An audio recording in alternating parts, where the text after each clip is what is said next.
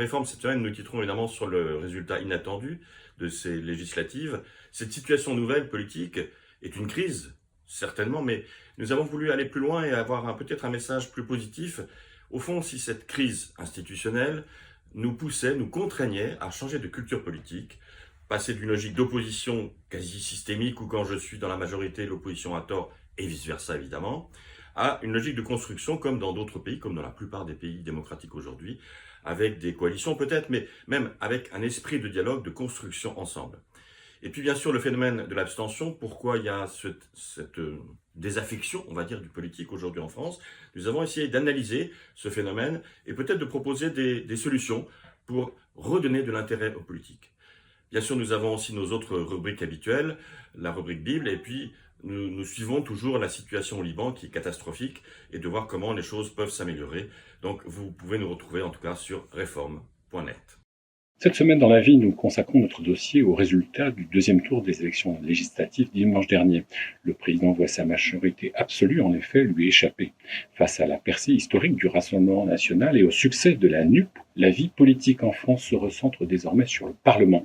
C'est la fin de 5 années d'hyper-présidence d'Emmanuel Macron et le début d'une séquence politique plus ouverte aux oppositions et, peut-on l'espérer, au dialogue par la négociation.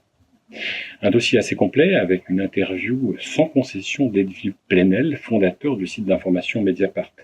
Reste à mesurer ce que représente pour notre pays l'installation au sein de l'hémicycle d'un groupe parlementaire du Rassemblement national. Nous y reviendrons. Au régime parlementaire, la fin de l'hyperprésidence, c'est le thème de ce dossier de la vie. Cette semaine, à la une du Pèlerin, 4 visages. Ceux de Yannick, Pierre, Aymeric et Xavier. 4 séminaristes qui seront prochainement ordonnés prêtres lors de la fête de Saint-Pierre et Saint-Paul célébrée le 25 juin. À l'heure où de profondes réflexions traversent le monde catholique, les ordinations du mois de juin ont une résonance particulière. À Nantes, à Sarcelles, à Orléans, le Pèlerin est allé à la rencontre des futurs prêtres qui s'apprêtent à servir une église et une société en pleine mutation. Nous avons rencontré des séminaristes d'horizons et de sensibilités divers. Séminaristes diocésains bien sûr, mais aussi membres de la communauté Saint-Martin ou encore de la Mission de France. À l'aube de leur nouvelle vie, nous leur donnons la parole. Nous vous proposons aussi une immersion dans un séminaire entre baby-foot et théologie pour découvrir le quotidien de ces futurs prêtres. Dans un autre registre, ne manquez pas non plus notre enquête sur la situation politique de la France après les élections législatives.